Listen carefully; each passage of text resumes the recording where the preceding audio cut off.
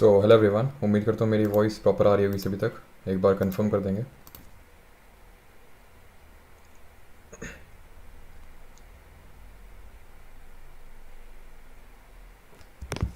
एक बार कंफर्म करिए सारी चीज़ें प्रॉपर हैं। गुड इवनिंग, राम राम सभी को।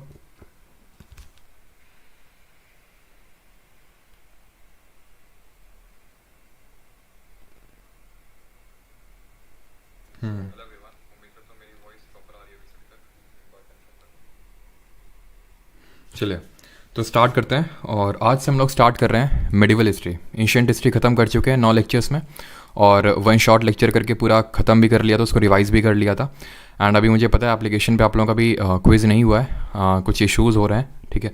बट हाँ, अगले मतलब मोस्ट प्रॉब्ली हो सकता है कल हो जाए। बाकी आप लोगों को पहले इन्फॉर्म कर दिया जाएगा। और बाकी टेस्ट तो आपके लिए हमेशा के लिए अवेलेबल ही रहता है, एक बार ओपन हो जाता है तो। ओके, गुड इवनिंग सभी को। ऑल राइट, ठीक है। शुभम, काजल, पुनीत, अंजलि, ओके। तो after finishing the ancient history वाला पार्ट, अब हम लोग स्टार्ट करें मेडिवल हिस्ट्री, जिसको हम हिंदी में मध्यकालीन भारत बोलते हैं, ठीक है, मेडिवल हिस्ट्री। और मेडिवल हिस्ट्री को अगर हम बात करें तो मेडिवल, जिस तरह से अगर मैं बात करूँ एंशियंट हिस्ट्री को हम लोगों ने कितने पार्ट्स में डिवाइड किया, तो थोड़ा सा अगर हम रिकैप बनाने की कोशिश करें तो first of all we saw the stone age, ठीक है, हमने स्टोन एज देखा। देन हमने उसके बाद देखा कॉपर एज, जिसको चालकोलिथिक एज पे बोलते हैं। Then bronze age, Harappan civilisation. Then iron age, that is Vedic age. उसके बाद हमने देखा महाजनपद, देन मगध देखा, फिर उसमें मौर्य पढ़ा। उसके बाद फिर हम लोग किस पे आए, मौर्य वगैरह पढ़ने के बाद हम लोगों ने थोड़ा सा साउथ इंडिया पे भी थोड़ा सा गए थे, हम लोग थोड़ा सा टच किया था। जैसे सातवां यानी पोस्ट मॉडर्न जो डायनेस्टीज़ हमने उसमें मेनली सातवाना पढ़ा था, वैसे कनवा भी पढ़ा था, और पुष्यमित्र जो सुंग है दैट इज सुंग डायनेस्टी, उसके बारे में पढ़ा था। फिर हमने पढ़ा था कि किस तरह से जो इन्वेजन्स हुए थे इंडो ग्रीस के, शाकास के, कुशांस के, वो हम लोगों ने पढ़ा। फिर किस तरह से गुप्ताज ने इस्टेब्लिश किया खुद को नॉर्दर्न इंडिया में, वो हम लोगों ने पढ़ा, गुप्ता डायनेस्टी। एंड थोड़ा सा हम लोगों ने संगम एज के बारे में भी पढ़ा था। और Gupta was the last topic. अब मेडिवल हिस्ट्री में अगर बात करें तो मेडिवल हिस्ट्री भी इसको हम 3 पार्ट में डिवाइड करेंगे। फर्स्ट ऑफ ऑल अगर हम बात करें अर्ली मेडाइवल, 700 से लेके 1200 एडी, आई होप एडी आपको पता चल गया होगा कि ये जो टाइम पीरियड है 700 से लेके 1200 एडी वाला, इसको हम अर्ली मेडाइवल में रखेंगे। और इसमें क्या कौन कौन सी चीज़ें, हम कौन कौन सी डायनेस्टीज़ के बारे में पढ़ेंगे, गुर्जर प्रतिहार, राजपूत, पाल, राष्ट्रकूट और चोला। इसके बाद आएगा हम लोगों का सल्तनत वाला पीरियड, जिसमें कि हम जैसे कि हम लोगों ने देखा था ना स्टोन एज में पीलोलिथिक, मीजोलिथिक, नियोलिथिक, तो वैसे ही समझ सकते हैं। इसके 3 पार्ट है मेडिवल हिस्ट्री का। वैसे मतलब कहीं बुक में नहीं दिया है, बट पढ़ने के लिए हम लोग इनको 3 बेसिस पे क्लासीफाई कर लेते हैं। जैसे फॉर एग्जांपल जब हम पॉलिटी पढ़ेंगे तो वहाँ देखेंगे डीपीएसपी, इनको हम 3 कैटेगरी में डिवाइड कर लेते हैं, socialistic, liberal intellectual and Gandhian DPSPs. But कहीं पे क्लासिफिकेशन हमारे कॉन्स्टिट्यूशन में नहीं दिया हुआ है, बट उसको हम पढ़ने के लिए ऐसे क्लासीफाई कर लेते हैं उसी तरह, ठीक है। सल्तनत में अगर बात करें सुल्तान्स के बारे में पढ़ेंगे। पहले तो हम फॉरेन इन्वेजन्स पढ़ेंगे, जो महमूद ऑफ गजनी का और घुरी का जो अटैक हुआ उसके बारे में पढ़ेंगे। देन दिल्ली सल्तनत के बारे में पढ़ेंगे, जहाँ पे डिफरेंट डायनेस्टीज़ यानी कि हमारे मामलुक वंश आया, फिर तुगलक वंश, ठीक है, उसके बाद खलजी वंश, सैयद, लोदी, ठीक है, और हमारा हाँ लास्ट में लोदी। उसके बाद फिर हम लोग मुगल्स की अगर बारे में बात करें तो हम लेटर पार्ट में पढ़ेंगे, बिकॉज ये जो 1526 यहाँ पे आप देख पा रहे हैं, this year is a very decisive year, because यहाँ पे हुआ था आपका what, first battle of Panipat. और इसके बाद सल्तनत खत्म हो गया था और मुगल्स चालू हो गए थे। और मुगल्स में हम लोग ना सिर्फ मुगल्स के बारे में पढ़ेंगे, बल्कि मराठास के बारे में पढ़ेंगे, डेक्कनी सुल्तान्स के बारे में पढ़ेंगे, यूरोपियन ट्रेडर्स के बारे में पढ़ेंगे। एंड उसी तरह सिमिलरली सल्तनत में सिर्फ हम दिल्ली सल्तनत पे ही सिर्फ कन्फाइन नहीं रहेंगे, बल्कि हम साउथ इंडिया की हिस्ट्री भी पढ़ेंगे, जहाँ पे गोल्डन एरा जिसको हम बोलते हैं विजयनगर एम्पायर और बहमनी सुल्तान्स के बारे में जो इंपॉर्टेंट चीज़ें हैं वो हम लोग देखने वाले हैं। आई अगेन रिपीट, इंपॉर्टेंट चीज़ें, बिकॉज चीज़ें तो बहुत हैं लेकिन हमें सेलेक्टिव पढ़ना पड़ेगा। ऑलराइट, चलिए तो स्टार्ट करते हैं। आज हम लोग अर्ली मेडाइवल से स्टार्ट करेंगे। And let me tell you, ये पूरा कंपोनेंट, ये जो पूरा ब्लॉक है, ये आज के ही लेक्चर में हम लोग ख़त्म करने वाले हैं। लेने को तो इस पर भी मैं 2 से 3 या फिर 3 से 4 लेक्चर, कितने भी लेक्चर लिए जा सकते हैं, बट कंसिडरिंग आपका जो एग्जाम है उसके हिसाब से जितनी चीज़ें नीडेड हैं वो आज के लेक्चर हम लोग की हो जाएंगे। और उसके बाद हम लोग क्वेश्चंस भी करेंगे ना, उसकी बात की तो आपको टेंशन होनी नहीं चाहिए कि भाई क्वेश्चन बन जाएंगे। वो तो आप हर कोई भी सिंगल चैप्टर भी नहीं हुआ जहाँ पे हम लोगों ने क्वेश्चन ना किए हो। सल्तनत हाँ ज़रूर टाइम लेगा, because it needs time, and so goes for the Mughals also. But यहाँ पे इस पर्टिकुलर जो ब्लॉक है दैट इज़ अर्ली मेडाइवल वाला, उसको हम इस आज के लेक्चर में ख़त्म करेंगे। और जो हमारा सबसे पहला पार्ट रहेगा that will be topic 1, and that is tripartite struggle and Chola empire. अब ट्राईपार्टाइट स्ट्रगल और चोला एम्पायर का एक चीज़ मैं बता दूं, कोई आपस में लिंकेज नहीं है। हम ट्राईपार्टाइट स्ट्रगल पहले पढ़ेंगे, उसके बाद चोला एम्पायर के बारे में पढ़ेंगे। चोला हम पहले भी पढ़ चुके हैं, इफ़ यू रिमेंबर, याद है आपको, चेरा चोला पांड्या। तो चलिए जल्दी से बताइए एम्बलेम क्या था चोला का, अगर आपने रिवीजन किया है तो हम लोगों ने चोला पहले भी पढ़ रखा है, बट मैंने आपको बताया था फिर से हम लोग चोला को पढ़ेंगे मेडाइवल हिस्ट्री में, बिकॉज वाइप ऑफ हो जाते हैं। पल्लव, चेरा, पांड्या सब मिलकर इनको वाइप ऑफ कर देते हैं, बट फिर से ये उद्गम इनका होता है। ठीक है, एक सेकंड रुकिएगा। ठीक है, फिर से इनका क्या होता है, उद्गम होता है, और उसके बारे में, उस उद्गम के बारे में हम लोग आज पढ़ेंगे। और बाकी इनका जो एम्बलेम है जो मैंने आपसे पूछा है, अगर आपने टाइगर लिखा है तो बिल्कुल सही है ना। बो एंड एरो किसका था, चेरास का था। ठीक है, टाइगर इन लोगों का था, एंड पांडे का क्या था, पांडे का था फिश। ऑलराइट, तो उन सारी चीज़ों को आज हम लोग देखेंगे, चोला को काफ़ी डीप में पढ़ेंगे आज हम लोग। ठीक है, but before that we will learn about tripartite struggle. ज़्यादा कुछ नहीं पढ़ना है इसमें, लेकिन जितना पढ़ना है एग्जाम पर्सपेक्टिव से वो ध्यान से सुनिए। ट्राईपार्टाइट स्ट्रगल मतलब, ट्राई मतलब तीन, पार्टाइट मतलब तीन पार्टी। ट्राई का मतलब तीन, पार्टाइट का मतलब पार्टी, और स्ट्रगल का मतलब स्ट्रगल। युद्ध हो रहा है किसके बीच में, तीन पार्टियों के बीच में। हु आर दीज तीन पार्टीज, तीन parties are Gurjara Pratihara of north India, Palas of eastern India, and ये जो ऑरेंज कलर का दिख रहा है, जो आपको नहीं दिख रहा है, ये कौन है, ये छुपे हुए हैं हमारे राष्ट्रकूटास। ये क्या करते हैं, सबको कूट देते हैं। याद है तुम्हें, जब मैंने तुम्हें ये पढ़ाया था कि चालुक्याज ऑफ बादामी थे यहाँ पे, चालुक्याज ऑफ बादामी, फिर यहाँ पे वेंगी वाले भी चालुक्याज आ गए थे, जहाँ पे पुलाकेशिन II ने अपने भाई, याद आ रहा है, कब जो विष्णुवर्धन, उनको यहाँ पे दे दिया था वेंगी में जिम्मेवारी। कीर्तिवर्मन II जो चालुक्या ऑफ बादामी थे, रूलर थे, वो पल्लव में जाके हरा के आए थे, वापस आ रहे थे, दंती दुर्ग ने इनको कूट दिया था, और दंती दुर्ग ने यहाँ से राष्ट्रकूट डायनेस्टी की स्टैब्लिशमेंट कर दी। अब एक चीज़ ध्यान से सुनना, दंती दुर्ग राष्ट्रकूट के फाउंडर थे, चालुक्या को कूट दिए थे। एक टाइम ऐसा आएगा ये डिमिनिश होने लगेंगे राष्ट्रकूटा। क्यों, क्योंकि इनको कुटाई की आदत पड़ गई है, मतलब दूसरों को कूटने की। यहाँ पे लड़ रहे हैं किससे, गुर्जर प्रतिहार और पाल से। क्यों लड़ रहे हैं, कन्नौज दिख रहा है, किसकी कैपिटल थी जरा बताइए, नॉर्दर्न इंडिया में जो अभी हम लोग पढ़ के आए हैं, कौन सा ऐसा रूलर था जिसकी कैपिटल थी कन्नौज। याद करिए, शशांक को हराने के बाद किसने बनाया था, हर्षवर्धन ने। तो ये सेंटर था नॉर्थ इंडिया को कंट्रोल करने के लिए, पावरफुल सेंटर था। ठीक है, तो इस पर कंट्रोल जमाने के लिए तीनों डायनेस्टीज लड़ी मर रही थी। ये जो राष्ट्रकूटा हैं ये सिर्फ यहीं पे इन्वॉल्व नहीं थे, ये नीचे भी इन्वॉल्व थे। ये जैसे पल्लव्स के साथ भी, चोला के साथ भी, ठीक है, ये और भी जगह भी, यहाँ पे जो वेंगी के चालुक्यास थे उनके साथ भी इन्वॉल्व थे। ये मतलब लड़े पड़े थे हर जगह। तो धीरे धीरे मैं बता क्या रहा हूँ, धीरे धीरे ये भी सिंक डाउन करने लगे। कौन, चालुक्या, सॉरी राष्ट्रकूटा चालुक्य की जगह आए थे, अब ये सिंक करने लगेंगे, उसके बाद फिर से चालुक्य आएंगे, अभी उनको हम बाद में पढ़ेंगे। ठीक है, तो मैं वो पूरा आपको चीज़ें बता रहा हूँ। तो ये गुर्जर प्रतिहार, पाल और राष्ट्रकूट आपस में लड़ रहे हैं, क्यों, कन्नौज के लिए। इसी को बोलते हैं ट्राईपार्टाइट स्ट्रगल। कब शुरू होता है ये, रफली 790 AD के समथिंग, जिसको कि हम 8th सेंचुरी AD बोलेंगे, later half of 8th century AD। ध्यान रखिए, जब मैं बोल रहा हूँ 8th सेंचुरी AD, इसका मतलब है 700 AD से लेके 800 AD तक। अगर मैं बोल रहा हूँ 8th सेंचुरी AD, तो मैं ये बोल सकता हूँ later part of 8th century में स्टार्ट हुआ और later part of 9th century AD तक चला। दैट मीन्स रफली 100 साल तक चला। कहीं कहीं पे लिखा 200 साल तक, बट जो ज़्यादातर सोर्सेज हैं वो कि हाँ 100 साल तक रफली, इससे भी ज़्यादा, थोड़ा सा ज़्यादा चला। अब बात आती है इनमें जीत किसकी हुई, किसी की नहीं हुई। हाँ, लास्ट में जाके गुर्जर प्रतिहार के अंडर में जरूर थोड़ी सी एक स्मॉल विक्ट्री हम बोल सकते हैं, लेकिन कोई वो बहुत डिसाइसिव विक्ट्री नहीं थी कि हम तीनों में वो ये बोल दें कि हाँ ये किंगडम जीत गया। लेकिन हाँ, लास्ट में Gurjara Pratihara was able to make its capital Kannauj. ये लास्ट में बस पॉसिबल हो पाया था। ठीक है, लेकिन हाँ ये मेजॉरिटी ऑफ द टाइम यही था कि कभी कोई जीतता था, कभी कोई जीतता था, मतलब, या फिर हम बोल सकते हैं कोई नहीं जीतता था। लेकिन लास्ट में गुर्जर प्रतिहार ने थोड़ा सा लास्ट में कन्नौज में अपना एक तरह से कैपिटल स्थापित कर लिया था। राष्ट्रकूटा के बारे में तो पढ़ चुके हैं, क्या पढ़ चुके हैं, दंती दुर्ग फाउंडर थे, कृष्णावन ने एक टेम्पल बनवाया था कैलाश करके, एलोरा में मोनोलिथिक टेम्पल था, सारी चीज़ें पढ़े थे। पाल के बारे में भी कुछ पढ़ रखे हैं क्या। और ये बताइए राष्ट्रकूट की कैपिटल क्या हुआ करती थी, राजधानी, जल्दी से बताइए कि कैपिटल क्या हुआ करती थी। तो अगर हम पाल्स की बात करें तो इनके रिगार्डिंग में हमने 2 रूलर के बारे में पढ़ा है। कौन, धर्मपाल, ठीक है, फाउंडर इस डायनेस्टी के गोपाल थे। अगर यहाँ पे मैं लिखूँ जो पाल डायनेस्टी है, पालक है, इसके फाउंडर कहाँ पे रूल कर रही थी, ईस्ट इंडिया में। तो फाउंडर अगर बात करें गोपाल थे। कौन सी यूनिवर्सिटी के फाउंडर थे ये बताइए जल्दी से, इनके बेटे थे धर्मपाल, ठीक है, धर्मपाल। ये कौन सी यूनिवर्सिटी के फाउंडर थे, जल्दी से बताइए, हम लोग पढ़ चुके हैं। ये उदांतपुरी के और ये विक्रमशिला के क्या थे, फाउंडर थे। ठीक, इतनी चीज़ हम पढ़ चुके हैं और इतनी यहाँ पे बस नीडेड है।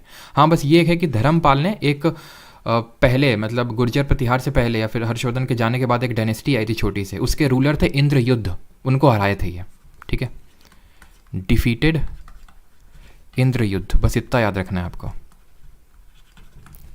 क्लियर? यहाँ तक किसी कोई डाउट तो नहीं है? पहले ये बताइए, किसी को कोई डाउट ही ट्राइपार्टाइट स्ट्रगल समझने में? ट्राइपार्टाइट नहीं, चोलाज इसमें इन्वॉल्व नहीं थे, ठीक है। अब मैं वही बता रहा हूँ, ट्राइपार्टाइट स्ट्रगल और चोला को मैं साथ पढ़ा रहा हूँ, इसका मतलब ये नहीं कि चोला के इसमें कोई इन्वॉल्वमेंट था। मैं सिर्फ इस दोनों को एक साथ इसलिए पढ़ा रहा हूँ बिकॉज बहुत छोटा टॉपिक है ट्राइपार्टाइट स्ट्रगल, और चोला एम्पायर भी इतना बड़ा टॉपिक नहीं कि उसके लिए हम लोग अलग से क्लास करें, तो इसलिए मैंने दोनों को क्लब कर दिया है। लेकिन ट्राइपार्टाइट स्ट्रगल और चोला एम्पायर का आपस में ऐसा कोई लिंकेज नहीं है, ठीक।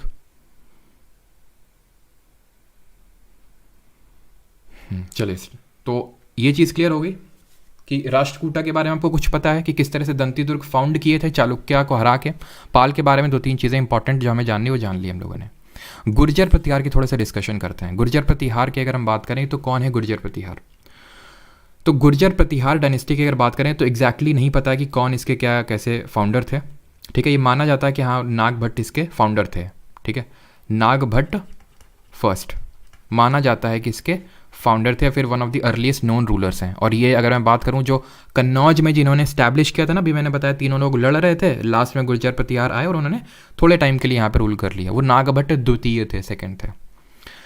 अब धीरे धीरे सभी एम्पायर डिसइंटीग्रेट होने लगे। गुर्जर प्रतिहार जब हमें फाउंडर के बारे में बस ये है कि नागभट्ट 1 है और इसके सबसे पावरफुल रूलर की अगर बात करें मिहिर भोज है। ये सारे क्वेश्चन शायद ही पूछे, लेकिन बता रहा हूँ इस तरह से थोड़ा सा कुछ चीज़ें तो देख लें इनके बारे में। तो जब ये डिसइंटीग्रेट होने लगे, क्योंकि एक टाइम आता ही हर एम्पायर में, हमने पीछे भी देखा, देख रहे हैं और आगे भी देखेंगे, हर एम्पायर में एक टाइम आता है कि वो डिसइंटीग्रेट होने लगता है। हम देखेंगे दिल्ली सल्तनत में, हम देखेंगे मुगल्स में भी किस तरह औरंगजेब के जाने के बाद डिसइंटीग्रेट होने लगा। क्यों? क्योंकि पावरफुल रूलर बैठा है तब तक तो ठीक है, नहीं तो धीरे धीरे अगर एबल रूलर नहीं आते तो डिसइंटीग्रेट होने लगता है। और ये जो गुर्जर प्रतिहार है, पूरा किंगडम ये डिसइंटीग्रेट होके राजपूत रूलर्स बने। कैसे बने इसको भी ध्यान से समझिए।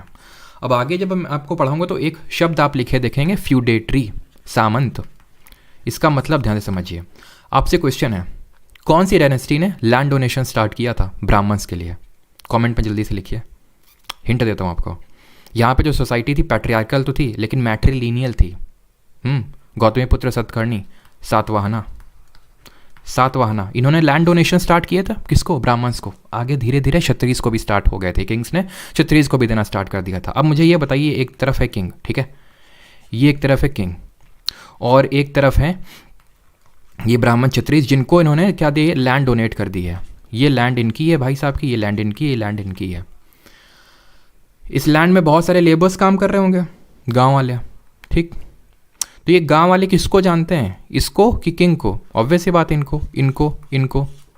ये जब किंग वीक हो जाएगा तो क्या होगा? ये अपनी ऑटोनॉमी अपने रीजन में डिक्लेयर कर देंगे, हम फ्री हैं भाई। अब जब तक तो ये पावरफुल है तब तक तो ठीक है, सिकंजा कसब जैसे थोड़ा वीक हुई ऑटोनॉमी इस्टेब्लिश कर दी। वैसे ही जैसे गुर्जर प्रतिहार वीक हुए तो यहाँ से डिफरेंट राजपूत किंगडम्स एमर्ज हुए। जैसे गुजरात में सोलंकी, मालवा में परमार, इस रीजन में चंदेल ग्वालियर के आसपास, और ऊपर दिल्ली में हम देखें चौहान। यहाँ पे लिखा नहीं हुआ है, ठीक है, इस तरह से लिखा जाता है चौहान, हम उसको चौहान बोलते हैं, बट तब चौहान, जैसे कि परमार तो पारामार ऐसे करके लिखा हुआ है, ठीक है, तब इसी तरह से लिखा जाता था या फिर प्रोनाउंस किया जाता था, ठीक है। तो गुजरात में सोलंकी और ये मालवा में जो उज्जैन के पास है परमार, चंदेल और चौहान, ये क्या है? राजपूत डायनेस्टी जो गुर्जर प्रतिहार से डिसइंटीग्रेट होने के बाद बनी। माना जाता है कि फ्यूडल लॉर्ड्स ही थे जो कि वीक किंग के बाद ये लोग यहाँ पे एमर्ज हुए। तो राजपूत डायनेस्टी के बारे में हमें डीप में नहीं पढ़ना बिकॉज क्वेश्चंस नहीं पूछे जाते हैं। यहाँ पे सिर्फ इतना ही पढ़ना था ट्राइपार्टाइट स्ट्रगल में, खत्म। अब आएंगे the great monarchs of Chola dynasty. Chola empire की बात करें तो 850 AD में ये सेटअप होता है। सर पहले तो कुछ और बताए थे, पहले कुछ और बताए थे हम, वो और ये अलग है। मैंने बताया था ना, यहाँ पे चोला थे, फिर से देख लेते हैं। हम लोगों ने इस तरह से देखा था कि 5 थिनाइस थे। थिनाइस क्या होते हैं? जोग्राफिकल एरिया होते हैं। हर थिनाई का एक चीफ होता है जिसको मूवेंदर बोलते हैं। फाइनली 3 चीफ निकल के आए जिनको मूवेंदर्स बोला गया। ये चेरा जिनको केरला पुत्रा अशोका के इंस्क्रिप्शन में लिखा गया, ये हैं पांड्या, और इनके ऊपर नॉर्थ वेस्टर्न साइड में पांड्या के चोला। ठीक, ऊपर इनके पल्लव थे, पल्लव दबा दिए, इधर से ये लोग दबा दिए, मिट गए। तब फिर से ये एमर्ज हुए 850 एडी में। तो क्या उन्हीं के मतलब घर वाले हैं ये? उन्हीं के मतलब एज, उन्हीं के मतलब पूछते हैं क्या? ये हिस्टोरियंस को भी नहीं पता है। कुछ बोलते हैं, कुछ बोलते नहीं हैं। तो एक्चुअल में लिंकेजेस नहीं मिले, तो उससे हमें पीछे वाले से इसको ज़्यादा रिलेट नहीं करना है। कुछ चीज़ें सेम है, जैसे एम्बलेम टाइगर ही रहेगा, बाकी बहुत ज़्यादा चीज़ें कुछ सेम नहीं है। तो चोला एम्पायर के अगर हम यहाँ पे फाउंडर वगैरह की बात करें तो फाउंडर यहाँ पे हो जाएंगे विजयलया। ठीक है, ये हम 850 एडी के बारे में बात कर रहे हैं, 850 एडी। अब बताइए मुझे 850 एडी जब मैं बोल रहा हूँ तो मैं कौन सी सेंचुरी एडी के बारे में बात कर रहा हूँ? Mid of which century AD? जल्दी से, क्योंकि इस पर भी क्वेश्चन आए हैं। ठीक है, Chola empire was set up in which century AD? तो आंसर क्या होगा? Mid of 9th century AD. जब मैं बोलता हूँ 9th century AD, that means कि 800 एडी से लेकर 900 एडी के बीच का समय। मिड क्यों बोल रहा हूँ? क्योंकि 850 है। विजयलया फाउंडर थे and they were the feudatory of Pallavas. ये पल्लवास के फ्यूडेटरी थे। फ्यूडेटरी अभी समझ में आया? सामंत का मतलब क्या होता है? तो पल्ला जो ऊपर, पल्लव ऊपर बैठे उन्हीं के सामंत माने जाते हैं ये, कि वो जब पल्लव रूलर वीक हो गए क्योंकि पांड्याज अटैक कर रहे थे पल्लव्स पे, तो इन्होंने सही अपॉर्चुनिटी देखी और खेल गए। कौन? विजयलया। ही कैप्चर्ड तंजौर फ्रॉम मुत्तरैयार। तंजौर पड़ता है तमिलनाडु में, यहाँ पे कावेरी डेल्टा में। जो कावेरी नदी है, इसको हम ज्योग्राफी में पढ़ेंगे, इसका डेल्टा यहाँ पे बनाती है, और यहाँ पे पड़ता है तंजौर। वहाँ पे पहले मुत्तरैयार करके एक रूलर था, उसका रूल था, और उससे कैप्चर किया तंजौर और कैपिटल बनाया तंजौर को। कहीं कहीं पे आप इसको तंजावुर भी लिखा हुआ देखोगे, बोथ आर सेम। क्लियर? पहले हमने क्या देखा था उस समय जब पहले देखा था? उरायूर कैपिटल थी और एक पोर्ट सिटी थी पूहड़, जिसको हम कावेरी पट्टनम के नाम से जानते थे। बट जो विजयलया ने अभी सेटअप करी वो तंजौर करी, भी फिर से आगे चेंज होगी। He built a temple for goddess Nishumbha Sudani. Goddess Nishumbha Sudani के लिए इन्होंने मंदिर बनवाया। As that, simple as that, रट लेना बस। अब इसमें क्या समझाऊँ आपको क्यों बनवाया? तो वो हमें पूरी स्टोरी नहीं समझनी है, बस इनके लिए इन्होंने टेम्पल बनवाया, बस। डायरेक्टली पूछा गया आपके से एग्जाम में। Now coming on to the powerful rulers जो इस डायनेस्टी के रहे। सिर्फ 2 रूलर पढ़ने हैं। उसमें पहले है Raja Raja first, Raja Raja the first या फिर राजा राजा प्रथम। इनका रूल का अगर हम बात करें 985 से लेके 1014 एडी तक इनका रूल रहा। And he was contemporary of, ये कंटेम्प्ररी थे यानी समकालीन थे किसके? महमूद ऑफ गजनी। इसको हम कल के लेक्चर में पढ़ेंगे। महमूद गजनी किस तरह से आया, कितनी लुटाई मचाई, गौरी किस तरह से आया और किस तरह से पृथ्वीराज चौहान के साथ युद्ध लड़ा, और किस तरह से हमारी जो दिल्ली सल्तनत है वो सेटअप हुई, वो कल देखेंगे स्टोरी। आज के लिए बस इतना याद रखना कि उनका कंटेम्प्रेरी था, बिकॉज इसने आई थिंक पहला इन्वेजन ऐसा ही 1001 के समय में किया था, 1000 एडी के समय में किया था। ठीक है, तो उस समय कौन थे? राजा राजा फर्स्ट। तो ही डिफीटेड, राजा राजा 1 की अगर बात करें, he defeated Cheras at Trivandrum, यानी कि त्रिवेंद्रम में चेरों को हराया इन्होंने। किसने? राजा राजा फर्स्ट ने। ही डिफीटेड, चेरा कहाँ पे रूल कर रहे थे? वही केरला पुत्र, यहाँ त्रिवेंद्रम पड़ता है, यहाँ पे इनको चेरा को हराया, पांडव को हराया, और मदुरई जो इनकी कैपिटल हुआ करती थी उसको कॉन्कर किया, और श्रीलंका जो है उसको भी इन्होंने थोड़ा सा इन्वेड किया, वहाँ पे आक्रमण किया, और जो नॉर्दर्न पार्ट ऑफ श्रीलंका है उसको अपने कब्जे में ले लिया। अभी सब क्यों कर पाए वो भी डिस्कस करेंगे। इसके बाद इनके आए बेटे, राजा राजा 1 के बेटे आए जिनका नाम है राजेंद्र द फर्स्ट। इनका टाइम पीरियड अगर हम देखें तो इनके तुरंत बाद 1012 से लेकर 1044 एडी तक रहा।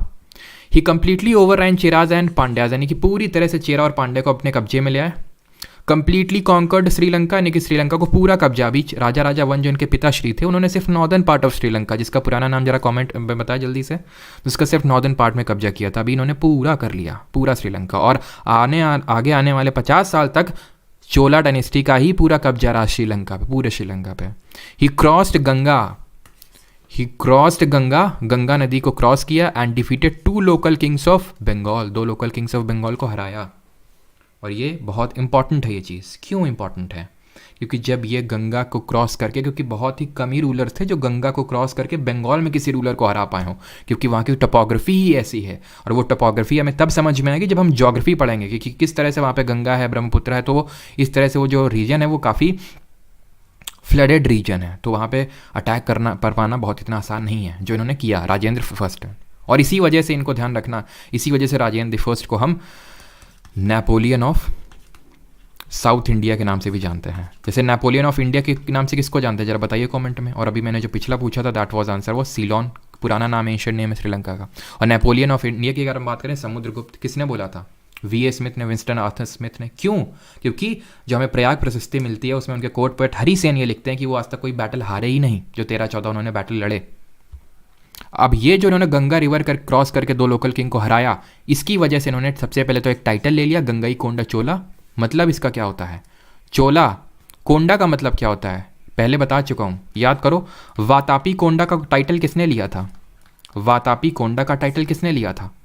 और मैंने तब बताया था कि कोंडा का मतलब होता है कॉन्करर, यानी कॉन्करर ऑफ वातापी, वातापी को जीतने वाला। वातापी किसकी कैपिटल थी? जो चालुक्य थे, कहाँ के? बादामी के। जो जिनका ये जो है चालुक्य ऑफ बादामी, इनका ओरिजिन कहाँ से होता है? तो ध्यान रखना है कदम्ब डायनेस्टी थी, ये भी एक बार एसएससी में पूछा गया था। कदम्ब डायनेस्टी थी, उससे यहाँ इनका ओरिजिन हुआ था बादामी ऑफ चालुक्य का। कैपिटल वातापी थी। पुलाकेशिन II रूलर थे और हराया कौन था? नरसिम्हा वर्मन वन के बेटे महेंद्र वर्मन वन ने हराया था इनको, पुलाकेशिन II को, और टाइटल लिया था वातापी कोंडा का। ठीक है, उसी तरह ये जब गंगा जीत गया है तो चोला जिसने कि कॉन्कर किया है गंगा को, और एक नई सिटी बनाई, गंगई कोंडा चोलापुरम का एक नया शहर का निर्माण किया। And he carried naval expedition against Sri Vijaya empire and Shailendra dynasty. Sri Vijaya साम्राज्य और शैलेंद्र जो वंश है, ठीक है, उस पर इन्होंने क्या किया? नौसेना का अभियान चलाया। चोला के बारे में भी मैंने आपको ये बताया कि हम लोगों ने देखा जो राजा राजावन थे, श्रीलंका में एक्सपीडिशन किए, चिराज को भी हराया। राजेंद्र चोलावन जो है यहीं तक नहीं रुके, वो पूरे साउथ ईस्ट एशिया को कब्जा कर लिया। जितना भी ये पार्ट देख रहे हैं, ये रहा इंडोनेशिया, श्रीलंका तो था ही, ये सब, ये पूरा कोरोमंडल कोस्ट, मालाबार कोस्ट, मालाबार तट, सब इनके कंट्रोल में था। और बे ऑफ बंगाल को ये अपना लेक घोषित कर चुके थे, ये हमारा तालाब है। कैसे कर पाए थे ये कर पाए थे अपनी एफिशिएंट नेवी की वजह से, जो उनकी एफिशिएंट नेवी थी। तो आज भी अगर मतलब कई बार ऐसा हुआ है कि हमारी इंडियन नेवी ने चोला की नेवी को ट्रिब्यूट दिया है, कई बार, आई थिंक 2014 में दिया था, 2007 में दिया था, बिकॉज बहुत एफिशिएंट नेवी थी। नेवी के बलबूते ही तो ये यहाँ पर एक्सपीडिशन कैरी कर पाए, क्योंकि ये स्ट्रेट है, ये एक जल डमरू मध्य है, ज्योग्राफी में पढ़ेंगे, मलक्का जल डमरू मध्य, मलक्का स्टेट। यहाँ से पूरा ट्रेड कंट्रोल होता था विद चाइना, ये बात इनको पता थी, और इसी वजह से ये कंट्रोल करना चाहते थे। और यहाँ पे एक रूलर थे श्री विजय इनको हराए। प्लस इसी के नीचे ऐसे ही आइलैंड है, यहाँ पे एक शैलेंद्र डायनेस्टी रूल किया करती थी, जो कि बुद्धिस्ट डायनेस्टी थी, मतलब कि बुद्धिज्म में ये लोग बिलीव करते थे। और ये क्वेश्चन एसएससी सीजीएल 2023 में पूछा गया है। ठीक है, तो शैलेंद्र, मतलब पक्का नहीं हो, लेकिन हाँ, क्योंकि अभी जो मैंने PYQs करवाए थे, जो PYQ पार्ट 2 था, उसमें मैंने क्वेश्चन करवाया था, आई एम डैम श्योर। तो शैलेंद्र डायनेस्टी बुद्धिस्ट डायनेस्टी थी, तो उनको भी हराया और पूरी तरह से यहाँ पे इन्होंने कब्जा किया था। क्यों? एफिशिएंट नेवी की वजह से। क्लियर? राजेंद्र वन की अगर हम बारे में बात करें तो ही फॉट या फिर Chola fought against Chalukyas of Kalyani, not specifically हम राजेंद्र वन नहीं बोल सकते हैं। राजेंद्र वन के बाद जो आगे रूलर्स आए उन्होंने चालुक्याज ऑफ कल्याणी को हराया। मतलब चालुक्याज ऑफ कल्याणी, हमने चालुक्याज ऑफ बादामी पढ़े थे, ईस्टर्न चालुक्या पढ़ा वेंगी में, याद करो। फिर मैंने बताया था तीसरे टाइप ऑफ चालुक्या थे लेटर चालुक्यास। ये जो लेटर चालुक्यास थे, अभी जब ट्राइपार्टाइट स्ट्रगल बता रहा था उसमें बताया था पहले चालुक्या थे, पुलाकेशिन II, याद आ रहा है, फिर राष्ट्रकूट कूट दिए थे कीर्तिवर्मन को, कौन आ गए थे? राष्ट्रकूट, दंतीदुर्ग कूट दिए थे, तो राष्ट्रकूट जब धीरे धीरे वीक होने लगे फिर से चालुक्य आ गए, इनको लेटर चालुक्या बोला गया। और इनकी कैपिटल राजधानी कल्याणी थी, मैप पे भी दिखाएंगे आपको। ठीक है, आई थिंक यहाँ पे है, देख सकते हैं ये, ठीक है, ये कल्याणी, ये है आपके वेस्टर्न चालुक्या। वेस्टर्न चालुक्या मतलब लेटर चालुक्या वाले, वही। ठीक है, तो उनके खिलाफ इन्होंने एक्सपेडिशन किया। Chola empire decline during early part of 30th century AD। Early part of 30th century AD बताइए जरा कमेंट में लिख के, लगभग किस साल की हम बात कर रहे हैं। एग्जैक्ट यहाँ पे ईयर्स पता होने की ज़रूरत नहीं है, बट रफ हमें ईयर्स यहाँ पे पता होने की ज़रूरत है। यहाँ तक किसी कोई डाउट होगा तो पूछ लेगा।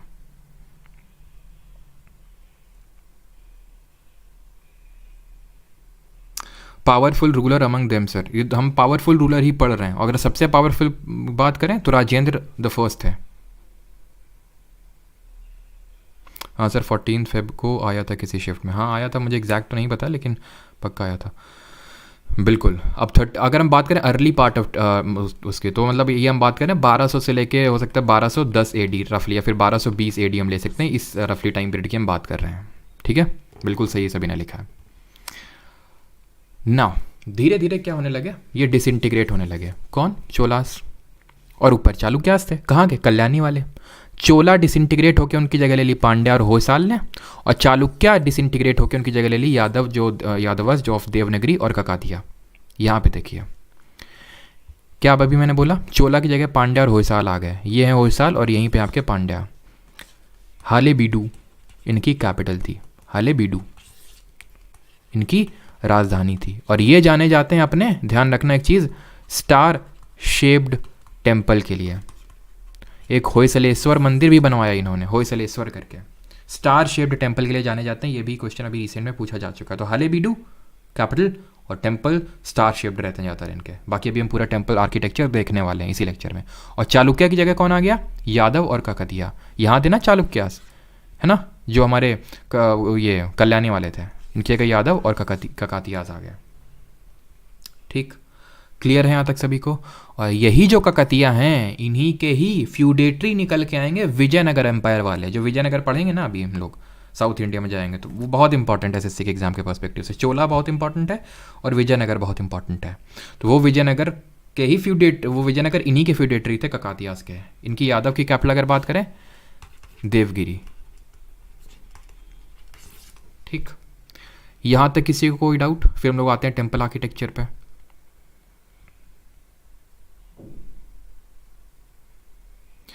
सर कैपिटल ये ककातिया की वारंगल थी।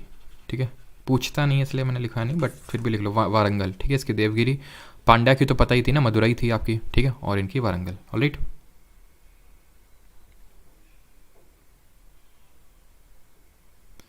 चलिए आगे बढ़ें। अब आते हैं चोला गवर्नमेंट देखते हैं। तो king has all the authority. Chola की गवर्नमेंट की बात करें तो राजा के पास पूरे अधिकार थे। उसके पास काउंसिल ऑफ मिनिस्टर था, मंत्री परिषद था। जिन लोगों को नहीं पता काउंसिल ऑफ मिनिस्टर क्या होता है, तो जैसे ये इस आज के समय में मोदी जी हैं, मोदी जी भी एक काउंसिल, या फिर आज के समय में हमारे एक प्रेसिडेंट होता है, राष्ट्रपति होता है। कौन है जरा बताइए जल्दी से। इनको असिस्ट करने के लिए ये मोदी जी बैठे और मोदी जी की टीम है, जिसमें राजनाथ सिंह, नितिन गडकरी हैं, निर्मला सीतारमन हैं। ये सारे लोग टीम मेंबर्स हैं किसको असिस्ट करते हैं? प्रेसिडेंट को उसके काम के लिए। तो ऐसे समझिए, ये हो गया किंग और ये हो गया काउंसिल ऑफ मिनिस्टर। ये मत तो सोचना कि प्राइम मिनिस्टर होगा, और क्योंकि प्राइम मिनिस्टर खुद एक काउंसिल ऑफ मिनिस्टर होता है। ठीक है, तो ये प्रेसिडेंट है, ये हम लोग पॉलिटी में पढ़ेंगे, राष्ट्रपति है, और ये काउंसिल ऑफ मिनिस्टर जिसको एडवाइस कर रहे हैं। ये किंग हो गया और ये काउंसिल ऑफ मिनिस्टर एडवाइस दे रहे हैं उसको। इसमें कुछ रटने वाली चीज़ नहीं है, बस बता दिया मैंने आपको, समझने वाली चीज़ है। इसमें क्या ही क्वेश्चन पूछेगा वो। चोला एम्पायर डिवाइडेड इनटू मंडलम। जो चोला पूरा एम्पायर था वो मंडलम में डिवाइडेड था। जैसे कि गुप्ता में याद करिए, गुप्ता में किस तरह से डिवाइडेड था, कुछ याद आ रहा है? कुछ याद आ रहा है आपको किस तरह से हमने वो डिवीजन पढ़े थे? विषय, विठी, विलेज, और सबसे ऊपर क्या था? मंडलम है यहाँ पे सबसे ऊपर। और मंडलम फर्दर वलनाडु या फिर नाडु में डिवाइडेड है। सबसे बड़ा है हमारा मंडलम, और वो फर्दर डिवाइडेड है किसमें? वलनाडु या नाडु में। तो ये है पूरा चोला एम्पायर। एक चीज़ कि चाहे आपका वो जो हम लोगों ने ट्राइपार्टाइट वाला पढ़ा, चाहे यहाँ पे पढ़े हैं, बहुत ज़्यादा हमें यहाँ का एडमिनिस्ट्रेशन नहीं देखना जितना डीप में हम लोगों ने गुप्ताज या फिर अशोकाज का देखा था। क्लियर है? बिल्कुल, सबका सही आंसर है यहाँ पे भुक्ति। यहाँ पे प्रोविंस हुआ करते थे, देन विषय होते थे, देन वेठे होते थे, एंड देन हमारे विलेजेस होते थे। बिल्कुल सही है। चोला गवर्नमेंट की अगर हम बात करें तो चोला गवर्नमेंट जिस तरह अपनी नेवी के लिए जाना जाता है, उसी तरह अपने लोकल या फिर विलेज गवर्नमेंट के लिए जाना जाता है। यानी कि ये डिसेंट्रलाइज थे, थोड़े से विकेंद्रीय थे। मैंने आपको सेंट्रलाइज और डिसेंट्रलाइज का मतलब बताया था। जैसे कि मॉडर्न्स के टाइम पे सेंट्रलाइजेशन बहुत था, एक ही के हाथ में बहुत ज़्यादा पावर था। यहाँ पे क्या है, विलेज में भी कमिटीज़ बनी हुई हैं, विलेज में भी समिति बनी हुई हैं जो अपना विलेज के अफेयर्स को खुद से मैनेज कर रहे हैं। ऐसा नहीं कि सब किंग के हाथ में ही है। इसलिए हम बोल रहे हैं कि लोकल विलेज गवर्नमेंट थी यहाँ पे, एंड थोड़ा सा डिसेंट्रलाइजेशन था। 2 तरह की असेंबलीज हुआ करती थी गाँव में, और वो 2 असेंबलीज होती थी, उर और सभा। कई बार पूछ चुका है अभी रिसेंट में। उर है, अच्छा कुछ याद आ रहा है? सभा समिति, सभा, समिति, विदठ, कुछ याद आ रहा है? अर्ली वैदिक एज सभा होती थी क्या?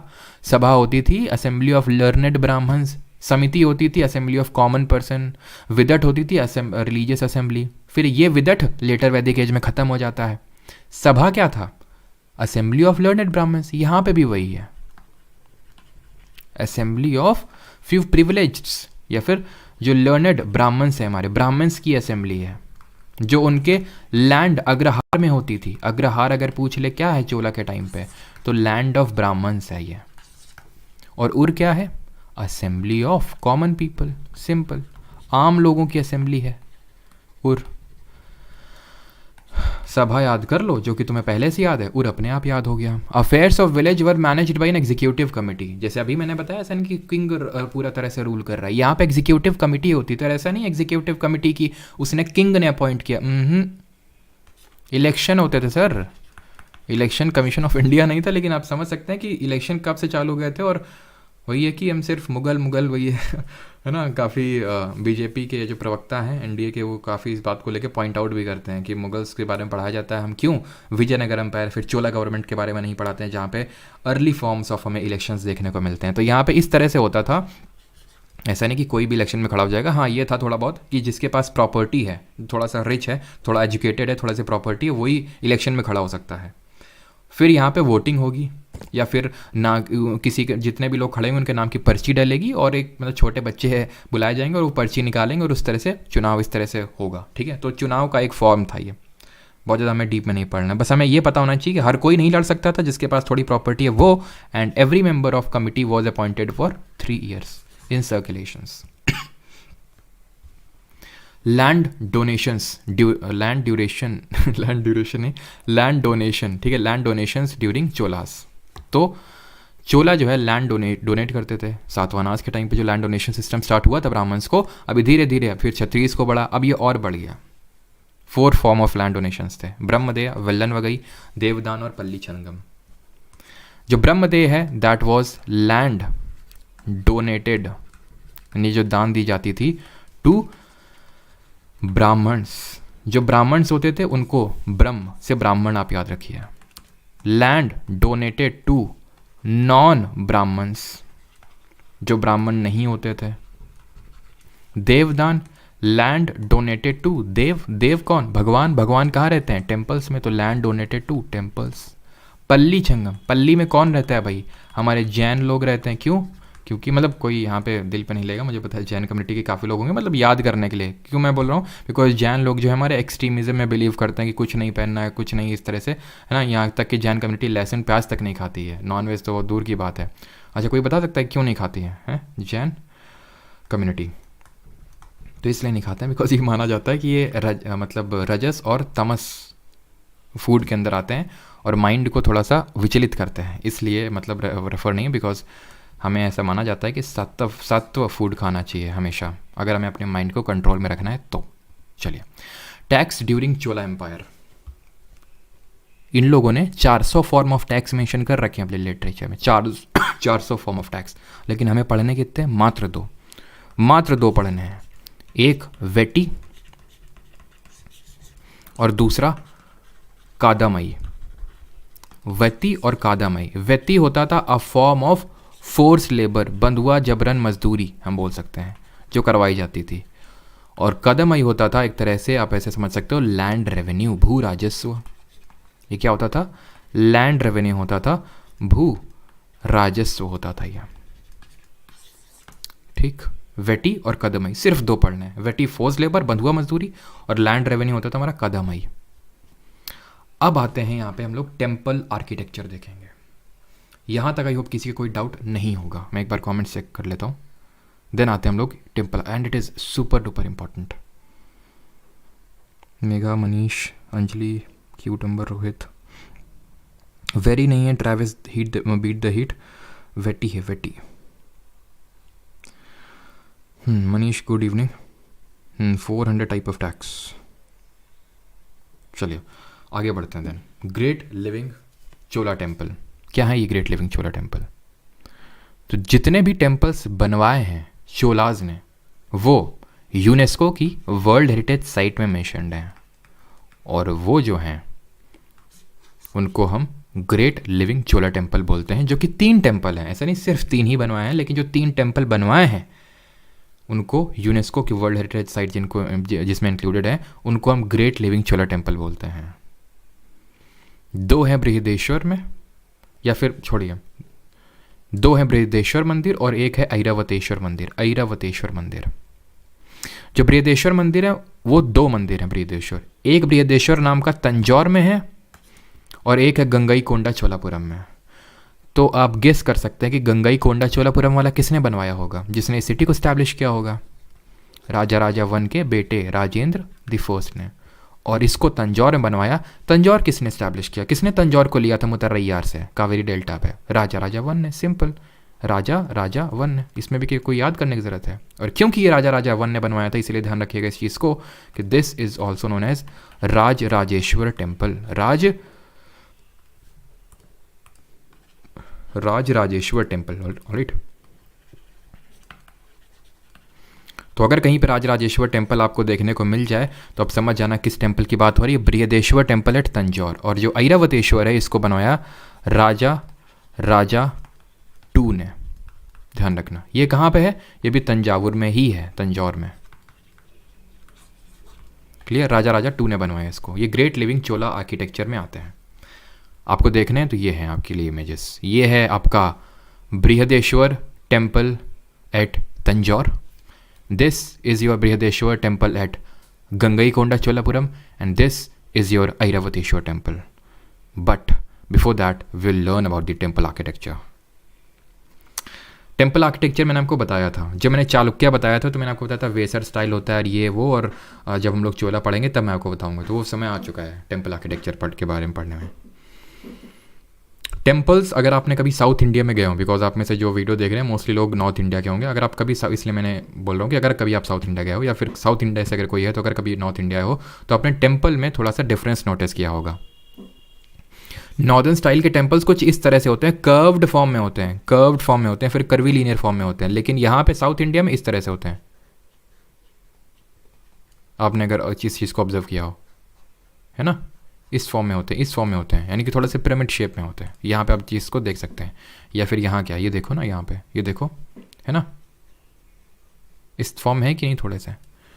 And this form has a definite name to it, attach to it. इसको हम बोलते हैं नॉर्दर्न स्टाइल टेम्पल को नगरा स्टाइल या फिर Nagara style temple, and this is called as Dravida style of temple. ये कर्व फॉर्म में होते हैं, ये पिरामिड या फिर रेक्टिलिनियर फॉर्म में एक तरह से हम बोल सकते हैं होते हैं। अब कुछ इंपॉर्टेंट चीज़ें जान लीजिए। जहाँ पे भगवान, अभी मैंने ये तीनों टेम्पल बताया, ये जो तीनों टेम्पल आपको दिखाया या फिर जो हम लोगों ने तीनों टेम्पल देखे ग्रेट लिविंग चोला टेम्पल, ये भगवान शिव को समर्पित हैं। तो कोई ना कोई टेम्पल समर्पित होता है भगवान को। जैसे कि अगर हम बात करें, ये है अयोध्या का मंदिर जो बन के तैयार होगा, कुछ इस तरह से दिखेगा। किसका मंदिर होगा? भगवान राम का। ये भी जो मंदिर बताए थे किसके थे? भगवान शिव के।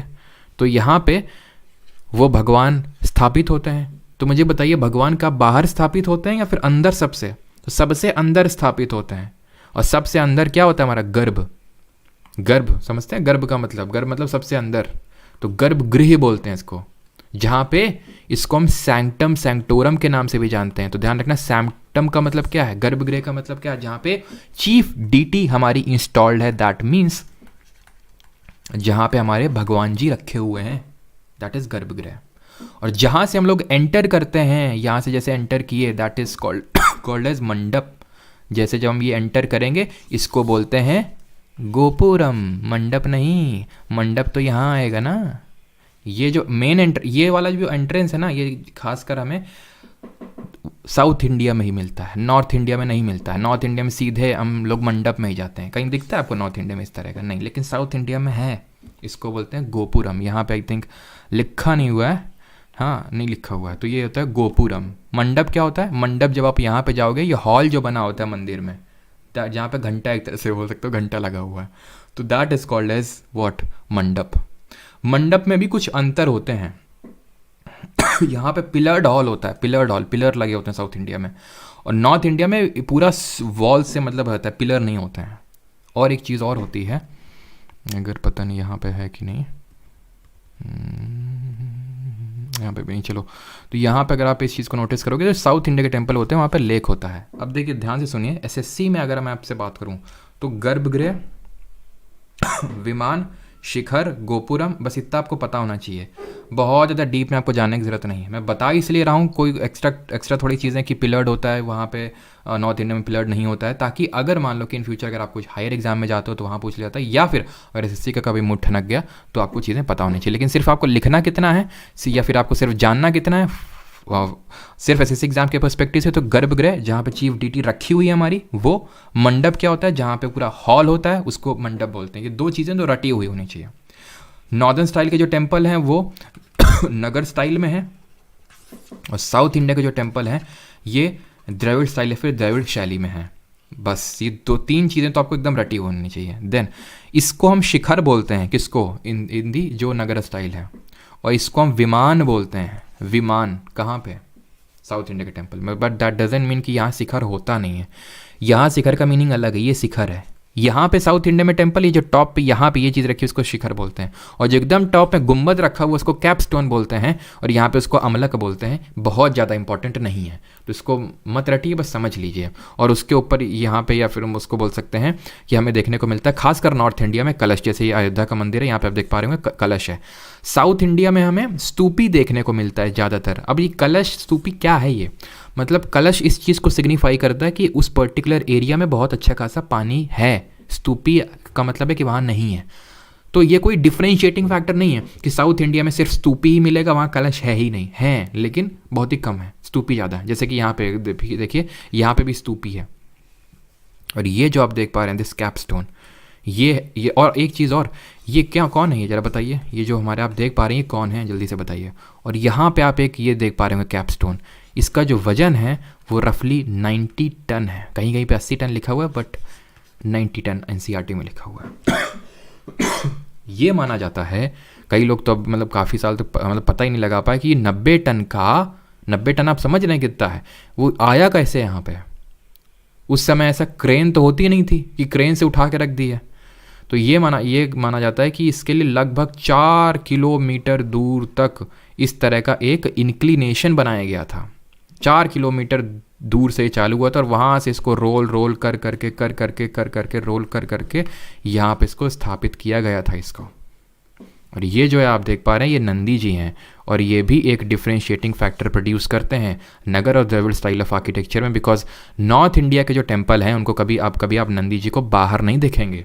नंदी जी हमेशा टेम्पल के अंदर होते हैं, नंदी जो होते हैं बाहर होते हैं। कहाँ पे, साउथ इंडिया के टेम्पल में, that is Dravida style of architecture में।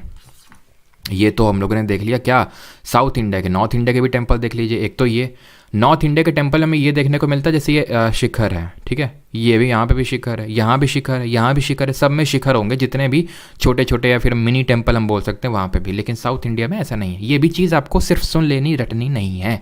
रटना आपको क्या है, गर्भगृह पता होना चाहिए, मंडप पता होना चाहिए, गोपुरम भी बता दिए कि ये वाला जो साउथ इंडिया में मिलता है गोपुरम, जो एक तरह का एंट्रेंस है, ठीक है। गर्भगृह, मंडप और शिखर और विमान, बस बाकी की चीज़ें बस सुनते रहो, है ना, एज अ स्टोरी।